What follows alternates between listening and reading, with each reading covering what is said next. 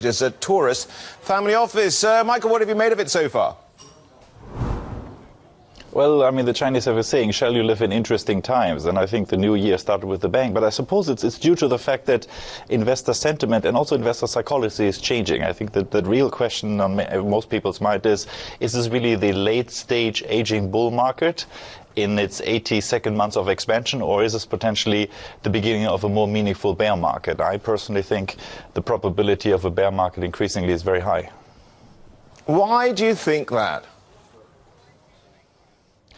Well, I think for several reasons. I think the most predominant reason is that if you look at the Dow Transports, to some extent technically already show you we are in a bear market. It's making lower lows. And also, more significantly, if you look at last year was actually most of the beginning of the year was a very narrow range, low volatility market. Then we had this major correction in August and a very spectacular rebound because people have been very conditioned to always buy the dip.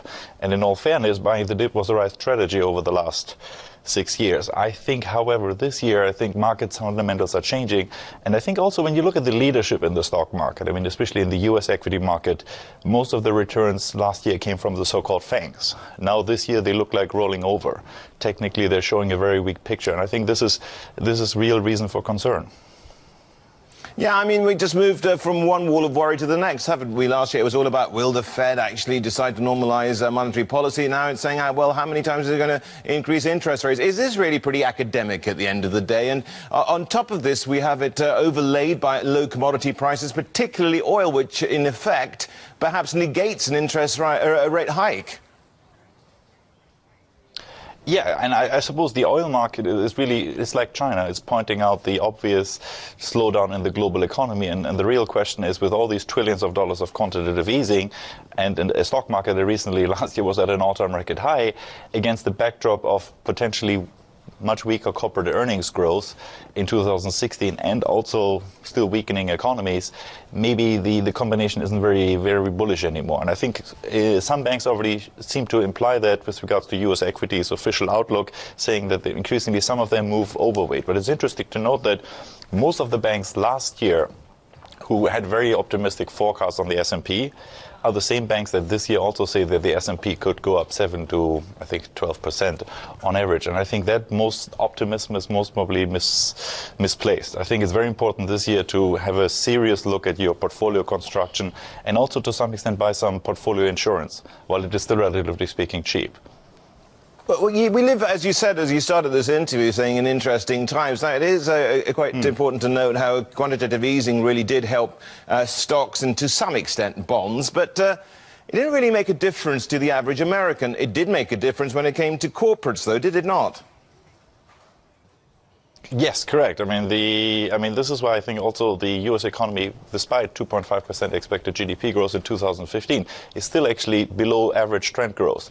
And I think, on the other hand, I suppose now after this quasi-recovery, if you will, I think there's increasingly some wage pressure in the United States that potentially could put further pressure on margins. So I think this year's combination, and also for the Federal Reserve Bank, is in a very difficult position. And previously you spoke about this whole debate about higher interest rates in the United States. I think the Fed needed to normalize monetary policy in order to avoid further asset bubbles, because I think we've seen a large dislocation in capital markets that potentially now could become more challenging going forward.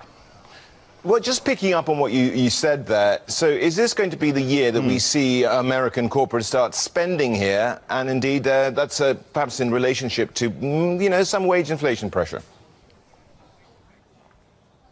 Potentially, yes. And I think in all fairness to the Fed, I think the Fed has done a lot, maybe more than they should have done, right? I mean, depending where you stand on this quantitative easing debate.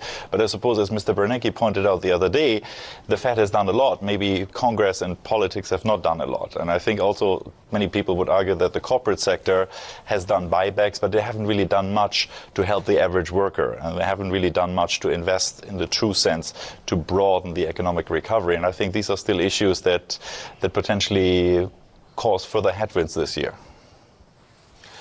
Just going to, I mean, you work at a family office, of course. Now, the thing is here, is this year going to be all about, is it going to be about wealth generation, or is it going to be about wealth preservation? I would say it was about ROA, return on asset.